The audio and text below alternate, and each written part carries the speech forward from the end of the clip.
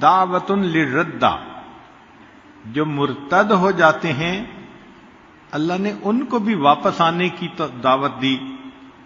الا الذین تابوا من بعد ذلک واصلحوا فان اللہ غفور الرحیم.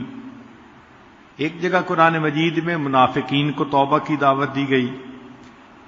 الا من تاب وآمن وعمل صالحا فاولئک یبدل اللہ سیئاتہم حسنات. تو معلوم ہوا کہ پروردگار عالم نے کسی بندے کے لیے توبہ کے دروازے کو بند نہیں کیا. جو بھی ہے جس حال میں بھی ہے وہ توبہ کر سکتا ہے. ہاں اتنی سی بات ہے کہ توبہ فوری کرنی چاہیے، یہ نہیں کہ انسان سوچتا ہی رہ جائے. چنانچہ توبۃ النصوح کے بارے میں فرمایا کہ تخلیصها من کل غش و نقص و فساد، کہ ایسی توبہ جو ہر ملاوٹ سے اور نقص سے اور فساد سے پاک ہو. یعنی جب انسان کا دل اس کی زبان کا ساتھ دے رہا ہو، ورنہ کئی مرتبہ تو زبان سے الفاظ نکلتے ہیں دل ساتھ نہیں دیتا. اس لیے اگر کسی نے فقط زبان سے یہ لفظ کہے تبت الی اللہ ورجعت الی اللہ وندمت علی ما فعلت وعزمت علی اللہ اعود الی المعاصی ابدا، مگر اس کے دل میں توبہ کی نیت نہیں تو ان کلمات کو کہنے کے باوجود اس کی توبہ قبول نہیں ہوگی. چنانچہ توبہ کہتے ہیں کہ انسان زبان سے کلمات کہے اور دل اس کی تصدیق کر رہا ہو. اس لیے شریعت نے توبہ کے کچھ آداب بتائے ہیں. سب سے پہلے صحت النیہ، کہ نیت ٹھیک ہونی چاہیے. دوسرا ان یواتی القلب اللسان علی الاستغفار، استغفار کرنے میں زبان کا ساتھ اس کا دل بھی دے رہا ہو. اور اگر زبان پہ الفاظ ہوں اور دل ساتھ نہ دے تو مشائخ نے فرمایا استغفارنا یحتاج الی استغفار، ہمارے استغفار پر ہمیں استغفار کرنے کی ضرورت ہے. پھر انسان وضو کرے، ان یکون علی طہارۃ، اور 2 رکعت نفل پڑھ کے اللہ رب العزت سے دعا مانگے، اور دعا بھی مانگے قبولیت کے اوقات میں. ان یتخیر الاوقات الفاضلہ وبالاسحار هم یستغفرون. ہمارے اکابر سحری کے وقت استغفار کرتے تھے. اس لیے یعقوب علیہ السلام نے اپنے بیٹوں سے کہا تھا سوف استغفر لکم ربی، میں اپنے رب سے تمہارے لیے استغفار کروں گا. مقصد یہ کہ تہجد کے وقت استغفار کروں گا. پھر انسان اپنے لیے بھی دعا مانگے اور سب ایمان والوں کے لیے. ربنا اغفر لی ولوالدی وللمؤمنین، یہ دعا سکھائی گئی. چنانچہ جس بندے نے گناہ کیا وہ کہے یا رب استر علیہ، اللہ میرا پردہ رکھ لیجئے. فَإِذَا فَارَغَ مِنَ الْمَعْصِيَةِ، اگر کوئی معصیت سے فارغ ہوا قال یا رب تب علیہ، اے اللہ میری توبہ کو قبول کر لیجئے. فَإِذَا تَابَ، اگر اس نے توبہ کر لی قال یا رب ارزقنی الاسمہ، اے اللہ مجھے عصمت عطا کر دیجئے.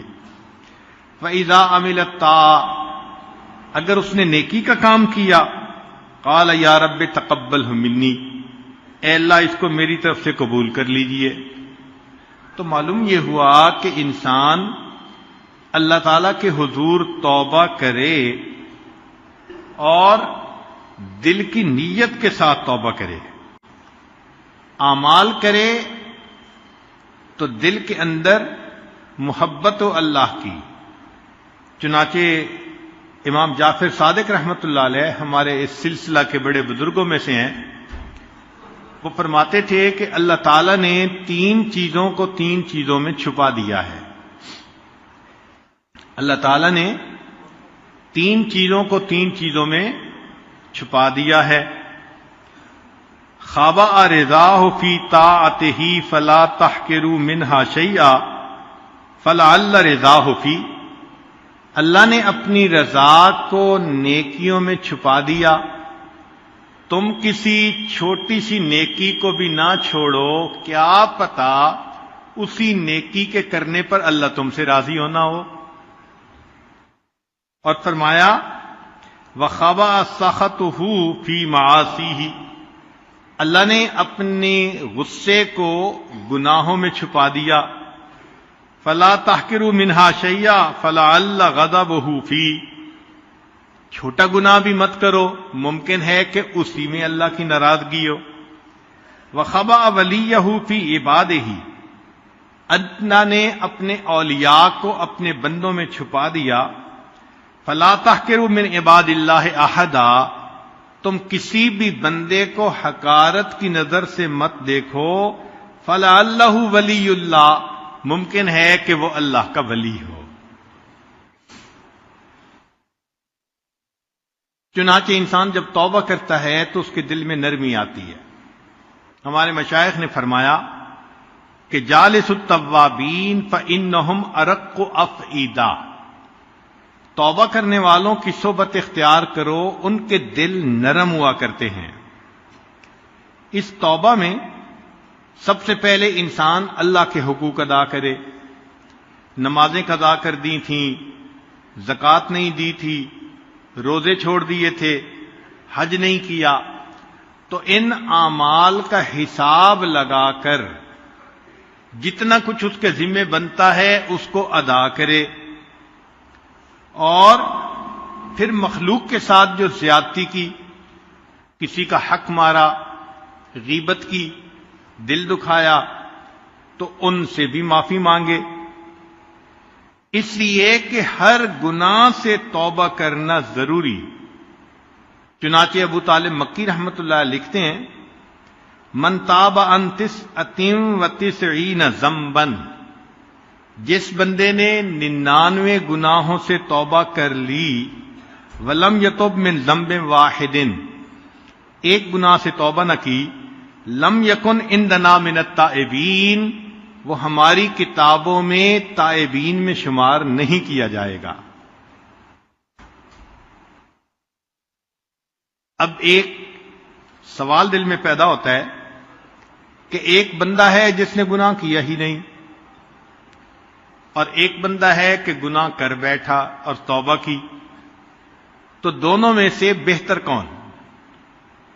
تو بعض علماء نے تو فرمایا کہ جس طرح کپڑا شروع میں بنے تو بے جوڑ کا زیادہ خوبصورت ہوتا ہے، اس کو کاٹ کے جوڑ لگا دو تو وہ بدنما ہو جاتا ہے، پہلے جیسا تو نہیں بن جاتا.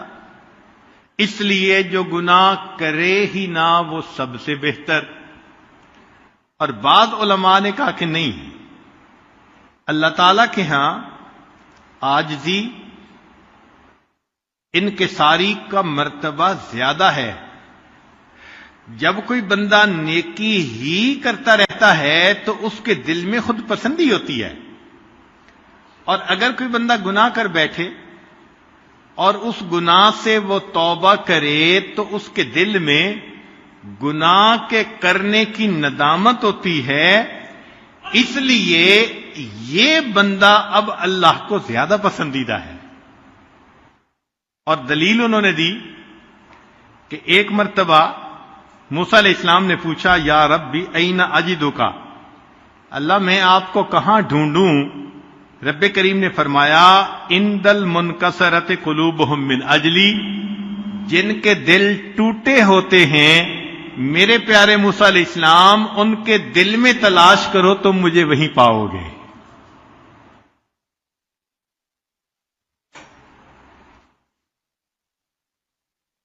جب انسان اپنے گناہ کا اقرار کر لیتا ہے تو ان العبد اذا اعترف بذنبہ ثم تاب تاب اللہ علیہ. بخاری شریف کی روایت ہے کہ بندہ جب اپنے گناہ کا اقرار کر لیتا ہے اور توبہ کرتا ہے، اللہ تعالیٰ اس کی توبہ کو قبول فرماتے ہیں.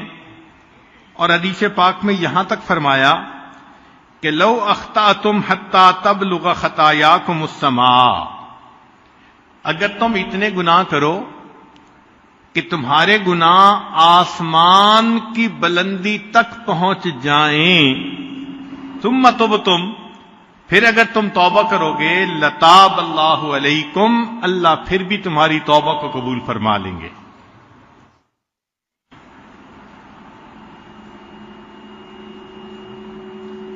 چنانچہ گناہ دو طرح کے ہوتے ہیں. ایک کو کہتے ہیں ترک و معمور، اور ایک کو کہتے ہیں فعل و محظور. کیا مطلب؟ کہ ایک تو اللہ نے جو حکم دیا کہ تم کرو، اس کو اگر کوئی نہ کرے تو اس کو کریں گے، کہیں گے ترک و معمور، کہ امر تھا مگر اس نے اس کو نہ کیا. اور دوسرا یہ کہ اللہ تعالیٰ کسی چیز سے منع کرے کہ مت کرنا اور وہ کر بیٹھے، تو اس کو کہیں گے فعل و محظور. چنانچہ سب سے پہلا گناہ جو ہوا وہ ترک و معمور تھا. کیسے؟ کہ نبی کریم نے جب حکم دیا اسجدوا لآدم، تو سب فرشتوں نے سجدہ کیا الا ابلیس، سوائے ابلیس کے. ابا، اس نے نافرمانی کی، واستکبر وکان من الکافرین. تو سب سے پہلا گناہ وہ ترک معمور کا ہوا. اور پھر دوسری خطا جو ہوئی وہ آدم علیہ السلام سے، وہ کیا ہوئی؟ فعل و محظور. کہ رب کریم نے منع کیا تھا کہ تم نے اس درخت کے پھل کو نہیں کھانا، اور انہوں نے بھول کے اس کو کھا لیا. تو انسان کے گناہوں کا تعلق بعض اوقات جوارح کے ساتھ ہوتا ہے اور بعض اوقات دل کے ساتھ ہوتا ہے. جوارح سے مراد آنکھیں، زبان، کان، ہاتھ پاؤں، یہ انسان کے جوارح ہیں، آرگنز ہیں. اور ایک انسان کا دل، اس کے ساتھ جن گناہوں کا تکبر ہے وہ ہے کبر، عجب، ریا، شح، حب مال، حسد اور بغض اور غضب. ان تمام گناہوں کا تعلق انسان کے دل کے ساتھ ہے. اب سمجھنے والی بات یہ ہے کہ دل کا گناہ زیادہ نقصان دہ ہوتا ہے بنسبت اعضاء کے گناہوں کے. وہ کیسے؟ کہ معصیت و آدم کانت معصیت و جارحی. آدم علیہ السلام سے جو خطا ہوئی تو وہ ان کے اعضاء اور جوارح کی کوتاہی تھی، غلطی تھی، بھول تھی. نتیجہ کیا ہوا؟ کہ نسیان ہو گیا، بھول ہو گئی. تو یہ جوارح کا معاملہ ہوا نا، ضعف الارادہ، ارادے میں کوتاہی. تو اعضاء کی وجہ سے جو گناہ ہوا فوراً توبہ کی اور اللہ نے ان کی توبہ کو قبول کر لیا. لیکن جو ابلیس کی معصیت تھی، کانت معصیت و قلب، وہ دل کی معصیت تھی. کیوں؟ اس نے تکبر کیا تھا، انا خیر منہ، میں بہتر ہوں. اور یہ دل کی جو کوتاہی ہوتی ہے، فکانت غائرتن متمکنتن، زیادہ گہری، ساکنتن فی اعماقہ، دل کی گہرائیوں میں ہوتی ہے. لہذا اس کا نتیجہ کیا ملا کہ رب کریم نے فرمایا فخرج منہا فانک رجیم. اور ذکر و سلوک کا بنیادی مقصد جوارح کے گناہوں سے بھی بچنا، مگر اس سے بھی زیادہ دل کے گناہوں سے بچنا، کیونکہ جن گناہوں کا تعلق دل سے ہے وہ مہلکات. اسی لیے حضرت اقدس تھانوی رحمۃ اللہ علیہ سے پوچھا گیا کہ تصوف کا مقصود کیا ہے، تو فرمایا کہ تصوف کا مقصود یہ ہے کہ انسان کے رگ رگ اور ریشے ریشے سے گناہوں کا کھوٹ نکل جائے. اب اس میں کچھ گناہ ایسے ہوتے ہیں کہ جو جاری ہو جاتے ہیں، لہذا ان کا گناہ بھی زیادہ. مثال کے طور پہ بدعت پہ عمل کرنا. اسی لیے نفس گناہ کرواتا ہے لذت کی خاطر، مگر شیطان ایسے گناہ کو پسند کرتا ہے کہ جو انسان گناہ کرے اور اس سے توبہ کی توفیق بھی نہ ہو.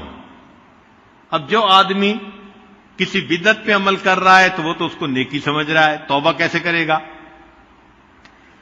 اسی لیے مجدد ثانی رحمت اللہ علیہ نے حدیث مبارکہ لکھی کہ جس قوم میں کوئی بدعت آ جاتی ہے، اللہ تعالیٰ اس کے مقابلے کی ایک سنت کو اٹھا لیتے ہیں، پھر اس قوم کے اندر قیامت تک سنت نہیں لوٹائی جاتی.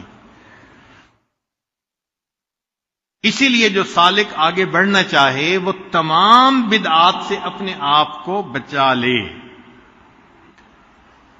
اور ایسے گناہ جو انسان کے مرنے کے بعد بھی جاری رہتے ہیں، مثال کے طور پہ آدم علیہ السلام کے ایک بیٹے نے اپنے بھائی کو قتل کیا، تو قتل کرنے کا ایک عمل شروع ہوا انسانوں میں. قیامت تک جو قتل کرے گا، قاتل کو تو اس کا گناہ ہوگا، لیکن ابتدا کرنے والے کو بھی اس کا گناہ ہوگا، چونکہ اس نے ایک عمل کو جاری کر دیا. اسی لیے ایسا عمل کرنا کہ جس کا فساد مرنے کے بعد بھی چلتا رہے، یہ انسان کے لیے اور بھی زیادہ نقصان دہ ہوتا ہے.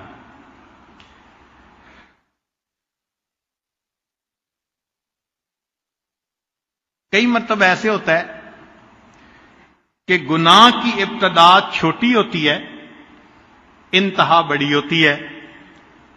اول ذنب ابلیس معصیتن، ابلیس کے گناہ کی ابتدا معصیت تھی، وآخرہ کفر، اور اس کی انتہا کیا تھی؟ کفر تھی. اور اول ذنب قابیل شہوتن، قابیل کے گناہ کی ابتدا شہوت تھی، وآخرہ شقوتن، اور آخر میں اس کو شقاوت نصیب ہوئی.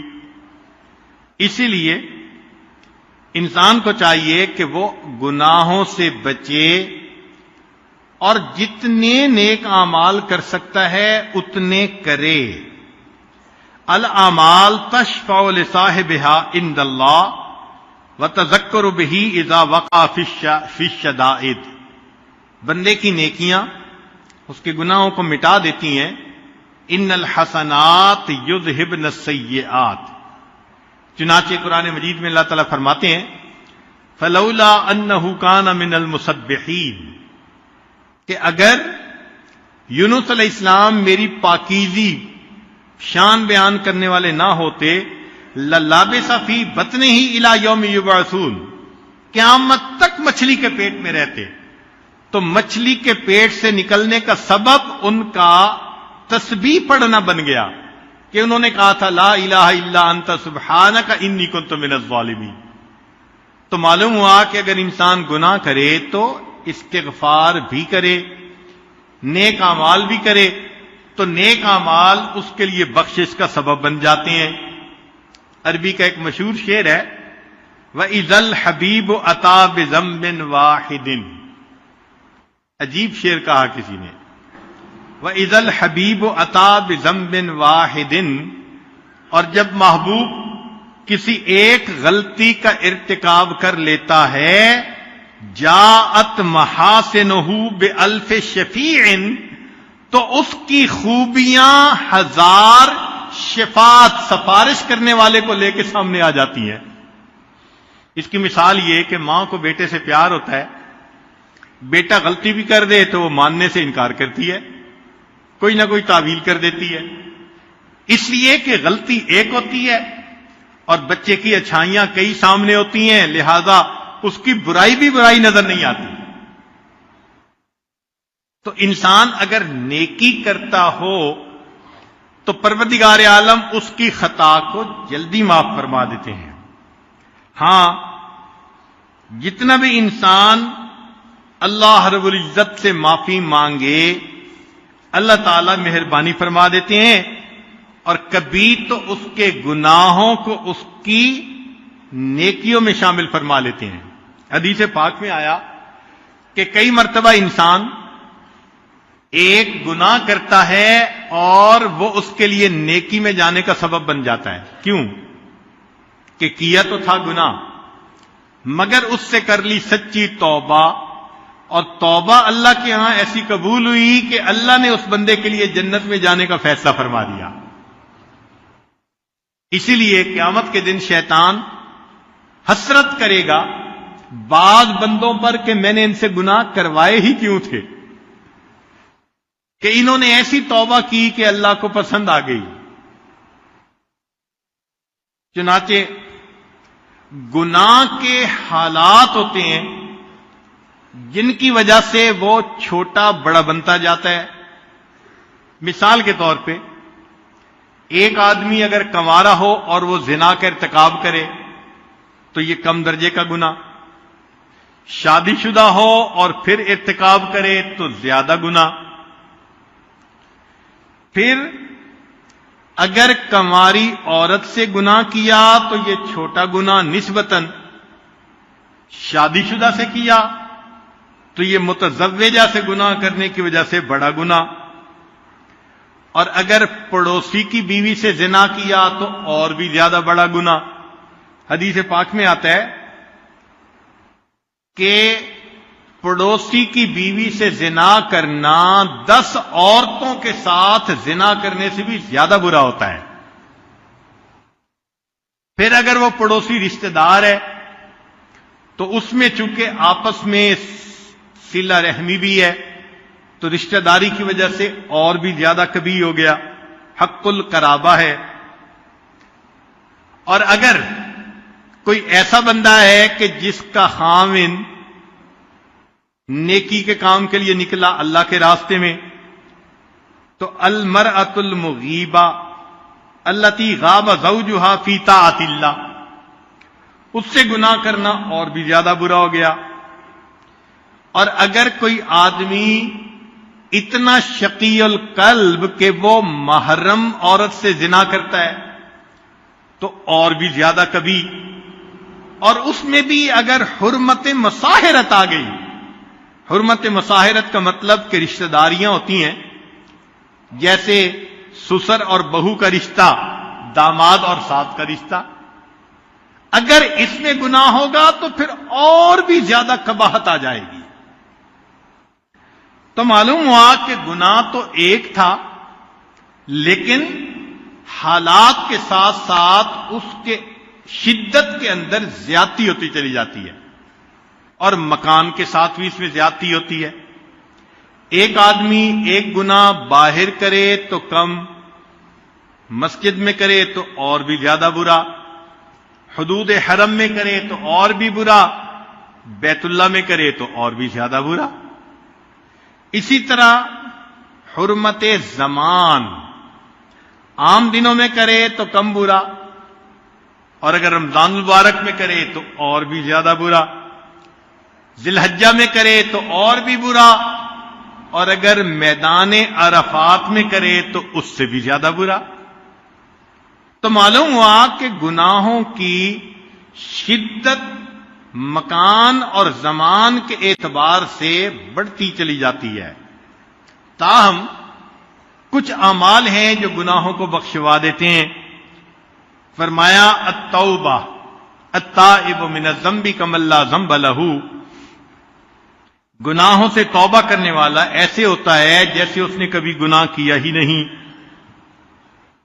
اور دوسرا فرمایا استغفار، کہ انسان اپنی زبان پر استغفار زیادہ رکھے۔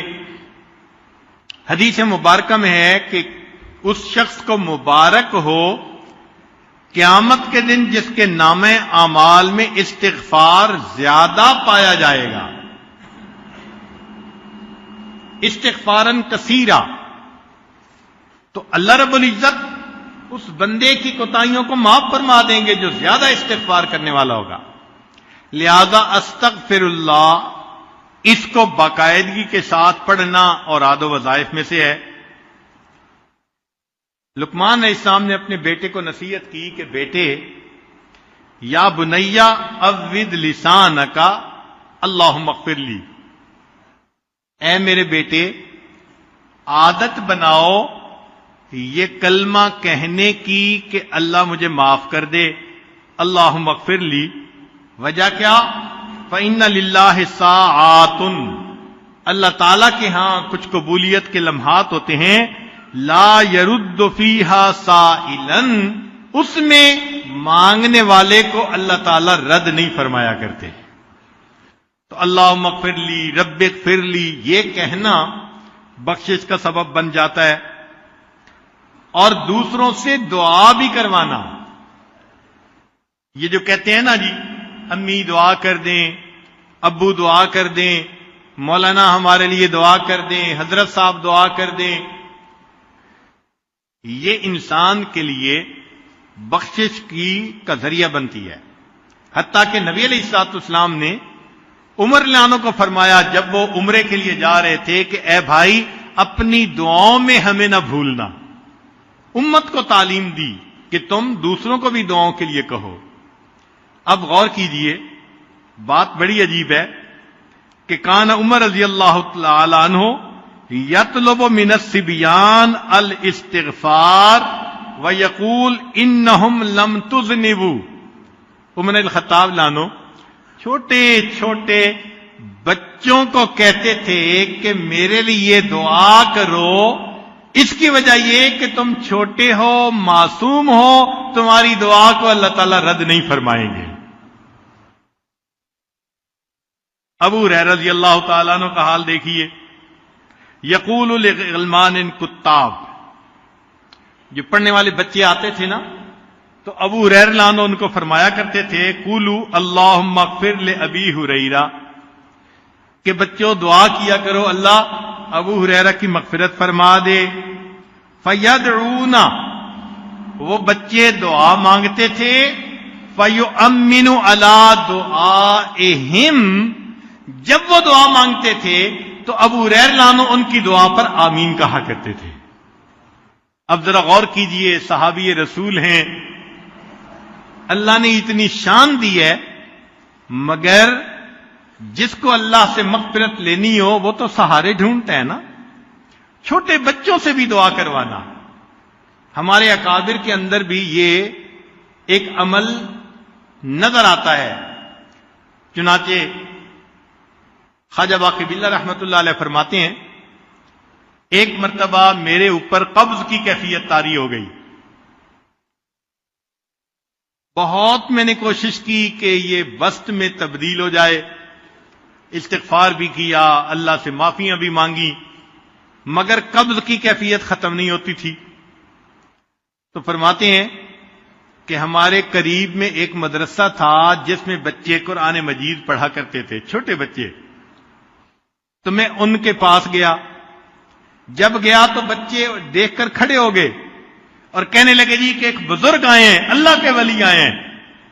تو جب انہوں نے یہ الفاظ کہے تو میں نے کہا یہ تمہارا میرے ساتھ حسن ظن ہے، سچی بات تو یہ کہ میں اس لیے تمہارے پاس آیا ہوں کہ تم استغفار کرو، اللہ چھینی ہوئی کیفیات کو پھر واپس عطا فرما دے۔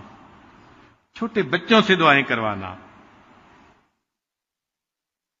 اور بکر المزنی رحمت اللہ علیہ عجیب بات کرتے تھے، فرماتے تھے کہ لو کان رجل یطوف علی الابواب، اگر بندہ جس نے گناہ کر لیے ہوں وہ لوگوں کے دروازوں پہ اس طرح طواف کرتا، کما یطوف المسکین، جس طرح کے مسکین روٹی مانگنے کے لیے دروازوں کا طواف کرتا ہے، تو گناہگار بندہ اگر سب لوگوں کے دروازوں کا اس طرح طواف کرتا جس طرح مسکین روٹی مانگنے کے لیے طواف کرتا ہے، اور ہر دروازے والے کو کہتا استغفروا لی، میرے لیے استغفار کرو، لکان لہ ان یفعل، چاہیے تھا کہ وہ ایسا کر گزرتا۔ جس نے اپنے گناہوں کی بخشش کروانی ہو تو کوئی بھی اس کے لیے ہیلا اختیار کرنا پڑے تو اس کو تو ضرور کرنا چاہیے. تو سوچئے کہ اگر فقیر کی طرح ایک ایک دروازے پر جا کر ان سے ریکویسٹ کرنی پڑ جاتی کہ جی میرے لیے مغفرت کی دعا کرو، تو وہ فرماتے ہیں کہ یہ بھی نفع کا سودا تھا، ایسا کر گزرنا چاہیے تھا.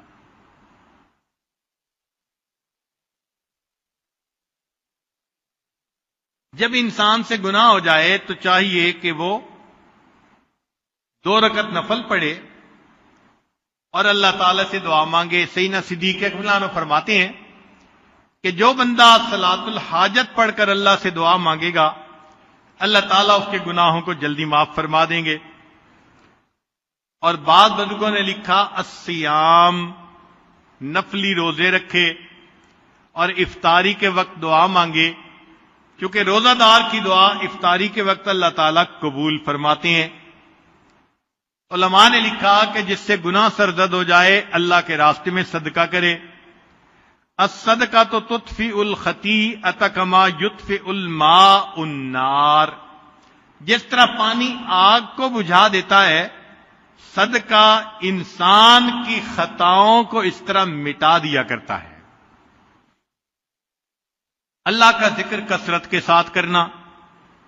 اگر گناہ سرزد ہو گیا تو تسبیحات بھی پڑھے اور مراقبہ بھی لمبا کرے.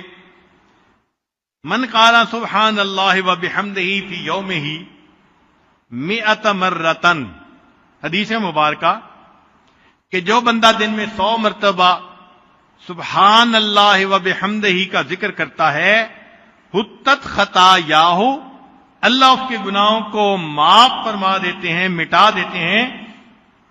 وَإِن كَانَتْ مِثْلَ زَبَدِ الْبَحْرِ، اگرچہ وہ سمندروں کی جھاگ کے برابر بھی کیوں نہ ہوں.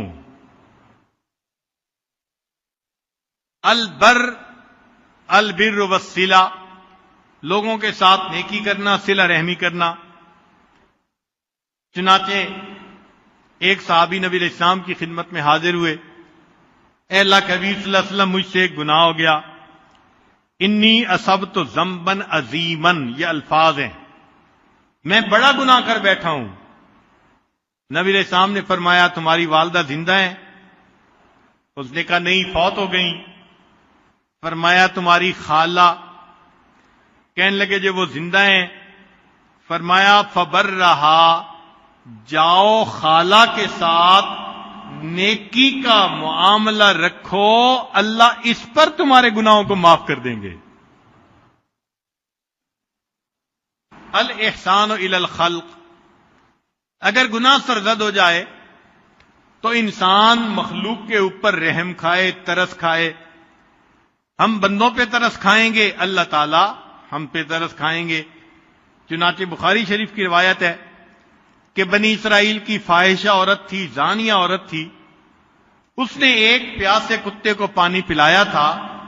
اللہ تعالیٰ نے پانی پلانے پر اس کی زندگی کے سب گناہوں کو معاف کر دیا تھا. اور کبھی کبھی گناہوں کی بخشش کا سبب ایک اور بھی ہوتا ہے. اللہ تعالیٰ بیماری بھیج دیتے ہیں، کوئی غم بھیج دیتے ہیں، کوئی پریشانی بھیج دیتے ہیں. المصائب والہموم، ان سے بھی بندے کے گناہ معاف ہوتے ہیں. حدیث مبارکہ سنیے، ما یصیب المسلم من نصب ولا وصب ولا ہم ولا حزن ولا اذن ولا غم حتی الشوکۃ یشاکها الا کفر اللہ بها من خطایاہ. مومن کو جو بھی درد، تکلیف، بیماری پہنچتی ہے، حتیٰ کہ کانٹا بھی چبھ جاتا ہے، اس تکلیف کے پہنچنے پر بھی اللہ اس کے گناہوں کو مٹا دیتے ہیں. اور آج کل کیا حال، ذرا سی تکلیف پہنچی اور شکوے شروع، بے صبری. ذرا سی بات پہ انسان شکوے کرنے لگ جاتا ہے. تو معلوم ہوا کہ اس بے صبری سے اپنے گناہوں کے مٹنے والے عمل کو ختم کر لیتا ہے. اگر صبر کر لیتا تو پتہ نہیں اللہ تعالیٰ کن گناہوں کو مٹا دیتے۔ اس کی مثال یوں سمجھیے کہ ماں کو اپنے بیٹے سے محبت ہوتی ہے، وہ بچے کو گندا نہیں دیکھ سکتی۔ اگر دیکھتی ہے کہ اس نے مٹی لگا لی، کپڑے گندے کر لیے، تو وہ اپنے بچے کو نہلانے کے لیے لے جاتی ہے۔ اب بچہ رو رہا ہوتا ہے، باپ پوچھے کہ میرا بیٹا کیوں رو رہا ہے؟ ماں کہاں گئی؟ تو دوسرا بندہ جواب دے گا کہ جی ماں ہی تو رلا رہی ہے۔ تو وہ حیران ہوگا کہ ماں بیٹے کو رلا رہی ہے، لیکن جب بتایا جائے گا کہ بچے کے جسم سے نجاست لگ گئی تھی، ماں دھو رہی ہے اور دھونے کی وجہ سے بچہ رو رہا ہے، تو اس کا جو غصہ تھا وہ خوشی میں تبدیل ہو جائے گا۔ بالکل اسی طرح ہم گناہ کر لیتے ہیں، اللہ تعالیٰ کوئی نہ کوئی پریشانی، مصیبت، بلا بھیج دیتے ہیں، اور وہ حقیقت میں گناہوں کو دھونے کے لیے ہوتی ہے۔ چنانچہ حدیث مبارکہ ہے، لا یزال البلاء بالمؤمن او المؤمنة فی نفسه وماله وولده حتی یلقی اللہ تعالی وما علیہ من خطیئہ۔ بندے کو کوئی بھی مصیبت پریشانی جب پہنچتی ہے اور وہ صبر کر لیتا ہے، تو اللہ تعالیٰ سے وہ اس حال میں ملے گا کہ اس کے سب گناہ معاف کر دیے گئے ہوں گے۔ جو انسان توبہ کرتا ہے، اس پر اللہ تعالیٰ کی طرف سے اس کو انعام ملتا ہے۔ سب سے پہلے گناہ معاف ہوتے ہیں، جنت میں جانے کا فیصلہ۔ دوسری بات کہ کئی مرتبہ اللہ تعالیٰ گناہ کو نیکیوں میں تبدیل فرما دیتے ہیں۔ پھر تیسرا، اللہ تعالیٰ اس کے دشمنوں کے معاملے میں اپنے بندے کی مدد فرماتے ہیں، اور پھر اللہ تعالیٰ اس بندے کے دل میں عاجزی پیدا کر دیتے ہیں، انکساری پیدا کر دیتے ہیں۔ ابن عطاء اللہ اسکندری رحمۃ اللہ علیہ فرماتے ہیں، ربما فتح لک باب الطاعۃ وما فتح لک باب القبول۔ ایسا بھی ہو سکتا ہے کہ اللہ تمہارے لیے نیکی کا دروازہ کھول دے، قبولیت کا دروازہ نہ کھولے۔ لہذا نیکی کرنا الگ بات، اللہ کے ہاں اس کا قبول ہو جانا یہ الگ بات ہے۔ پھر فرماتے ہیں کہ ربما قدر علیک المعصیۃ، ایسا بھی ہو سکتا ہے کہ اللہ تعالیٰ نے تمہارے مقدر میں ایک گناہ لکھ دیا ہو، فکانت سببا فی الوصول، اور اس گناہ نے تمہارے لیے اللہ سے واصل ہونے کا ذریعہ بننا ہو۔ کیا مطلب؟ کہ انسان گناہ کرتا ہے، پھر جب توبہ کرتا ہے تو وہ گناہ اس کے لیے اللہ کے قرب کا ذریعہ بن جاتا ہے۔ آگے فرماتے ہیں کہ معصیۃ اورثت ذلا للہ، ایسا گناہ کہ جس کے بدلے میں انسان کو اپنا آپ اللہ کے سامنے ذلیل لگے، شرمندگی والا لگے، اور اس کے اندر انکساری ہو، خیر من الطاعۃ، وہ گناہ اس نیکی سے بہتر ہے، اورثت عجبم و استکبارا، کہ جو نیکی انسان کے اندر عجب اور استکبار کو پیدا کر دے۔ اس نیکی سے وہ گناہ زیادہ بہتر ہے جو انسان کے اندر عاجزی اور انکساری پیدا کر لے۔ پھر جو بندہ توبہ کرتا ہے، اللہ تعالیٰ پھر اس بندے سے خوش ہوتے ہیں، مگر اس توبہ میں کئی چیزیں رکاوٹ ہوتی ہیں۔ سب سے پہلے طول العمل، ہاں میں توبہ کر لوں گا، اسی میں ہی انسان زندگی کا وقت گزارتا چلا جاتا ہے۔ کل امرئ مسبح فی اہلہ والموت ادنی من شراک نعلہ۔ صحابہ رضوان عنہم یہ شعر پڑھا کرتے تھے کہ ہر بندہ صبح کرتا ہے اپنے گھر والوں کے ساتھ، اور اس کی موت اس کے جوتے کے تسمے سے بھی زیادہ اس کے قریب ہوتی ہے۔ تو کیا پتہ انسان کو کب موت آ جائے۔ اور کئی مرتبہ اللہ کی جناب میں انسان کو مایوسی ہوتی ہے یہ مایوسی کفر تک پہنچا دیتی ہے. اور کئی مرتبہ انسان قضاء و قدر پہ اعتراض کرتا ہے، اور یہ اللہ نے چونکہ لکھا تھا اس لیے ہونا ہی تھا. ایسی بات نہیں. رب کریم نے اختیار بندے کو دیا ہے، کرے یا نہ کرے. چنانچہ ایک آدمی نے گناہ کیا، ان رجلا وقع فی معصیۃ فقام یناجی ربہ قائلا، گناہ کر کے وہ اپنے اللہ کے سامنے یہ کہنے لگا، الہی انت قضیتا انت قدرتا انت حکمتا، اللہ تو نے یہ گناہ مقدر میں لکھا تھا، تو نے اس کا فیصلہ کیا تھا، آپ ہی نے تقدیر بنائی تھی. فسمع صوتا یقول لہ، آواز آئی، کہنے والے نے کہا، ھذا حق الربوبیہ، میرے بندے میں نے تیری تقدیر بنا کر ربوبیت کا حق ادا کیا، فَأَيْنَ أَدَبُ الْعُبُودِيَّةِ، عبودیت کا ادب کہاں ہے؟ بات اس کو سمجھ آ گئی. کہنے لگا، الہی انا عصیت وانا اسرفت وانا ظلمت، اللہ میں نے گناہ کیا، میں نے اسراف کیا، میں نے اپنی جانوں پہ ظلم کیا. فسمع کأن اللہ یقول لہ، آواز آئی جیسے اللہ کی طرف سے جواب دیا جا رہا ہو، انا غفرت وانا عفوت وانا رحمت، اگر تو نے تسلیم کر لیا کہ تجھ سے خطا ہوئی، میرے بندے میں نے تجھے معاف کر دیا، میں نے تیری خطاؤں کو درگزر فرما دیا.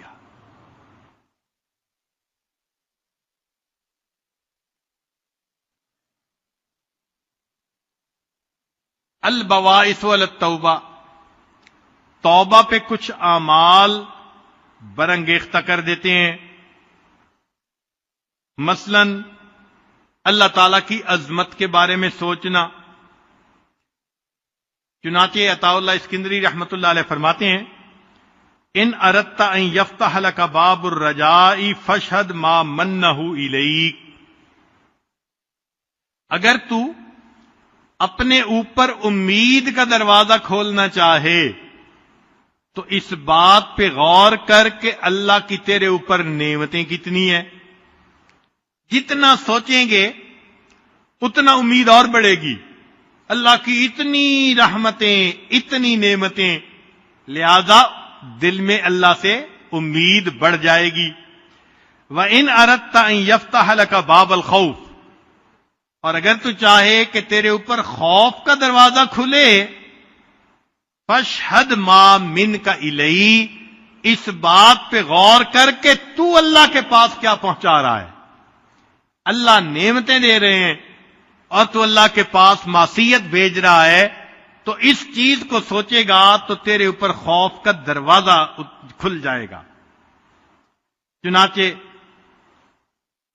آخرت کے بارے میں انسان سوچے تو توبہ کی توفیق جلدی نصیب ہو جاتی ہے.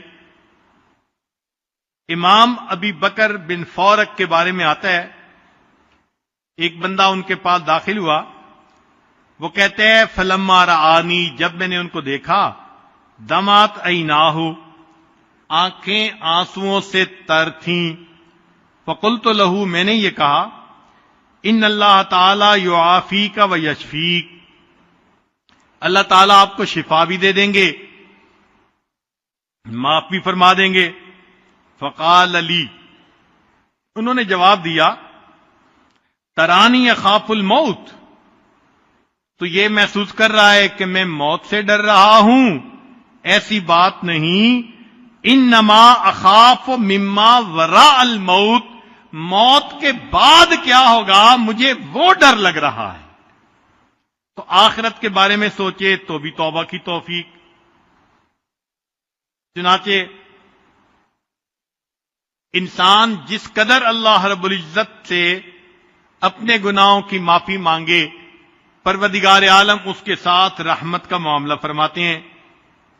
عمر بن خطاب رضی اللہ عنہ فرماتے ہیں، التوبۃ النصوح ان تبغض الذنب کما احببتہ، کہ توبۃ النصوح یہ ہے کہ تجھے گناہ کرنے سے ایسی نفرت ہو جیسے گناہ کرنا پسند تھا، اور جب تجھے گناہ یاد آئے تو اس وقت استغفار کرے۔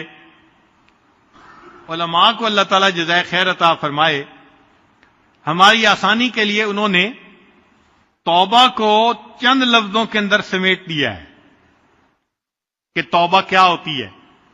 ذرا توجہ فرمائیے گا، بہت عجیب فکرہ ہے۔ فرماتے ہیں ترک الذنب علما بقبحہ وندما علی فعلہ وعزما علی الا یعود الیہ اذا قدر وتدارکا لما یمکن تدارکہ من الاعمال واداء لما ضیع من الفرائض اخلاصا للہ ورجاء لثوابہ وخوفا من عقابہ وَإِن يَكُونَ ذَلِكَ قَبْلَ الْغَرْغِرَةِ وَقَبْلَ طُلُوعِ الشَّمْسِ مِن مَغْرِبِهَا، اگر یہ تمام شرائط پوری ہو گئیں، جو توبہ کی جائے گی وہ توبۃ النصوح بن جائے گی۔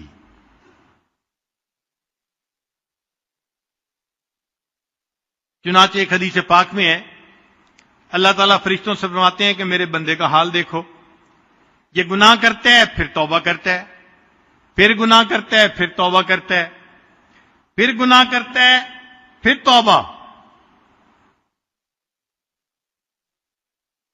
ویح ابن آدم لا یرید ترک عمل بالخطیہ، نہ تو گناہ کرنا چھوڑتا ہے، ولا ییأس من رحمتی، نہ ہی میری رحمت سے نا امید ہوتا ہے۔ فرمایا قد غفرت لہ فقد غفرت لہ فقد غفرت لہ، چونکہ میری رحمت سے نا امید نہیں ہو رہا لہذا میں نے اس کی توبہ کو قبول فرما کے گناہوں کو مٹا دیا۔ اللہ رب العزت کی رحمت کا معاملہ دیکھیے کہ اللہ تعالی نے قرآن مجید میں ان لوگوں کو بھی توبہ کی طرف بلایا جو اللہ کے ساتھ کسی کو شریک بناتے تھے، حالانکہ یہ کتنا بڑا جرم ہے۔ چنانچہ ابن عباس لانو کا قول ہے کہ دعا اللہ الی مغفرتہ من زعم ان عزیر ابن اللہ، اللہ نے اس کو بھی توبہ کی طرف بلایا جو یہ کہتے تھے کہ عزیر اللہ کے بیٹے ہیں۔ ومن زعم ان اللہ فقیر، جو کہتے تھے کہ اللہ تعالیٰ فقیر ہیں، ان کو بھی اللہ نے توبہ کی دعوت دی۔ ومن زعم ان ید اللہ مغلولۃ، اور جس نے کہا کہ اللہ کے ہاتھ بند ہیں، ان کو بھی اللہ نے توبہ کی دعوت دی۔ ومن زعم ان اللہ ثالث ثلاثہ، اور جس نے کہا کہ اللہ تین میں سے تیسرا ہے، اللہ نے ان کو بھی توبہ کی توفیق دی۔ یقول لہؤلاء جمیعا، ان سب بندوں کو اللہ فرماتے ہیں افلا یتوبون الی اللہ ویستغفرونہ، اگر یہ سارے لوگ بھی استغفار کرتے، توبہ کر لیتے، میں ان کی بھی توبہ کو قبول کر لیتا۔ پھر اس سے بھی اگلی بات، قرآن مجید کی ایک سورت میں اللہ نے کچھ ایمان والوں کا تذکرہ کیا اور یہ بھی کہا کہ ان ایمان والوں کو دشمنوں نے قتل کر دیا۔ اب جنہوں نے قتل کیا وہ کتنے بڑے مجرم، قاتل اور دوسرا ایمان والوں کے۔ اللہ تعالیٰ ان قاتلین کو فرماتے ہیں کہ ان الذین فتنوا المؤمنین والمؤمنات ثم لم یتوبوا۔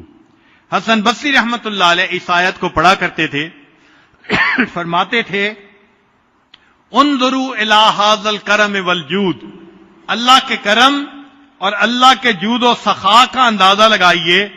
قاتلوا اولیاءہ، کہ انہوں نے تو اللہ کے اولیاء کو قتل کیا۔ وَهُوَ يَدْعُوهُمْ إِلَى التَّوْبَةِ وَالْمَغْفِرَةِ، اللہ ایسے بندوں کو بھی توبہ اور مغفرت کی طرف بلا رہے ہیں۔ چنانچہ ایک مرتبہ ایک اعرابی نے توبہ کی، مگر بڑے پیارے الفاظ کے ساتھ۔ امید ہے کہ آپ دل کے کانوں سے اس کو سنیں گے۔ کیونکہ اپنی بات کو میں بھی مکمل کرنا چاہ رہا ہوں.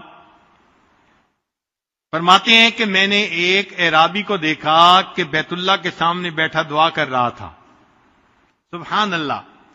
دعا کا اصل مقصد ہوتا ہے اللہ کے سامنے تذلل ظاہر کرنا، اپنی محتاجی، اپنی چھوٹا پن ہونا، اپنی کوتاہی کا اظہار کرنا. چنانچہ جو بندہ جتنا اظہار کرے گا اپنی عاجزی کا، اتنا توبہ جلدی قبول ہو جائے گی. تو فرماتے ہیں کہ میں نے ایک اعرابی کو دعا مانگتے دیکھا. اس نے دعا عجیب مانگی. کہتے ہیں الہی من اولا بالذلل والتقصیر منی وقد خلقتنی ضعیفا. اللہ آپ نے مجھے ضعیف پیدا کیا تو مجھ سے زیادہ تقصیر کا اور گناہ کا پھر حقدار کون ہو سکتا ہے؟ آپ نے ہی تو مجھے ضعیف پیدا کیا. قرآن مجید میں فرماتے ہیں نا اللہ تعالیٰ خلق الانسان ضعیفا، انسان کو ہم نے کمزور پیدا کیا. تو جب اللہ آپ نے ڈیزائن ہی ایسا بنایا کہ کمزور ہے مشین، تو گڑبڑ تو ہوگی صحیح. اب ذرا اس اعرابی کی عقل مندی دیکھیے. اس نے اللہ تعالیٰ کے سامنے بات کیسے اچھے انداز سے کی. اللہ آپ نے مجھے ضعیف پیدا کیا تو مجھ سے زیادہ گناہ کرنے کا پھر حقدار کون ہو سکتا ہے؟ ومن اولا بالعفو انی منک وعلمک فی سابق وقضاؤک بی محیط. اور اللہ آپ سے زیادہ مجھے بخش دینے کا اہل کون ہو سکتا ہے کہ آپ نے میری قضاء و قدر لکھی، تقدیر لکھی، اور آپ کا علم بھی محیط ہے. آپ کو میرے پیدا کرنے سے پہلے پتا تھا کہ میں نے کرنا کیا ہے. اے اللہ، جب آپ کو پہلے سے پتا تھا، لہذا اب آپ ہی زیادہ حقدار ہیں کہ مجھے معاف کر دیں. اطاعتک باذنک المنۃ لک. اللہ، میں نے تیرے احسان کی وجہ سے تیری فرما برداری کی. وعصیتک بعلمک والحجۃ لک. اور اللہ، میں نے گناہ کیا تو تیرے پاس حجت مکمل ہو گئی مجھے سزا دینے کی. فاسألک بوجوب حجتک علی. اللہ، وہ جو تیرے پاس حجت ہے نا مجھے سزا دینے کی، میں اس کی وجہ سے دعا مانگتا ہوں. وانقطاع حجتی، اور میرے پاس کوئی بہانہ نہیں کہ میں نے گناہ کیوں کیا. وفقری الیک، اور میں محتاج ہوں اللہ تیرا. وغناک انی، تو مجھ سے مستغنی ہے. اللہ فاغفرت لی، اے اللہ تو میرے گناہوں کو معاف فرما دے.